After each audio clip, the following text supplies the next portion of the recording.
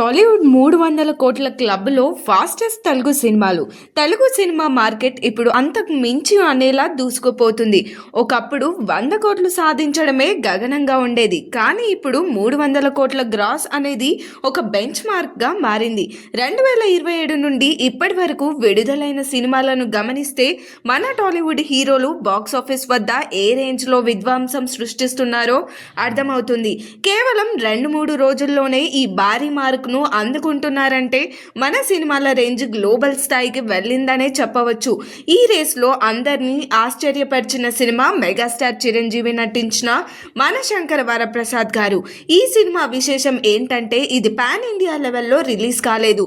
కేవలం తెలుగు వెర్షన్తోనే కేవలం 8 రోజుల్లోనే 300 కోట్ల గ్రాస్ మార్కును టచ్ చేసి సరికొత్త రికార్డ్ క్రియేట్ చేసింది. వింటేజ్ మెగాస్టార్ బాక్స్ ఆఫీస్ వద్ద ఏ రేంజ్ లో పనిచేసిందో ఈ నంబర్లే సాక్ష్యం. ఇక పాన్ ఇండియా సినిమాల విషయానికి వస్తే అల్లు అర్జున్ పుష్ప 2, ఎన్టీఆర్, రామ్ చరణ్ల RRR కేవలం 2 రోజుల్లోనే 300 కోట్ల మార్క్ను దాటేసి ఇండియన్ సినిమాను షేక్ చేశాయి.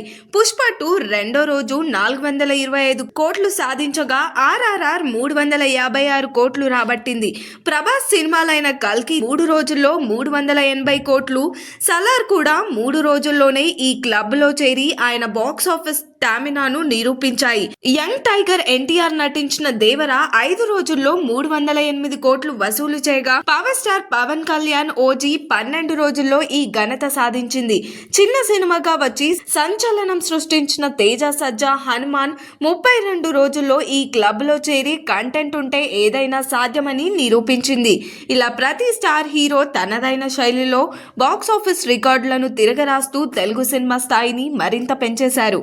మరి దీనిపైన మీ ఒపీనియన్ ఏంటో కామెంట్ చేయండి. మరిన్ని మూవీ అప్డేట్స్ కోసం చూస్తూనే ఉండండి LG ఎంటర్టైన్మెంట్.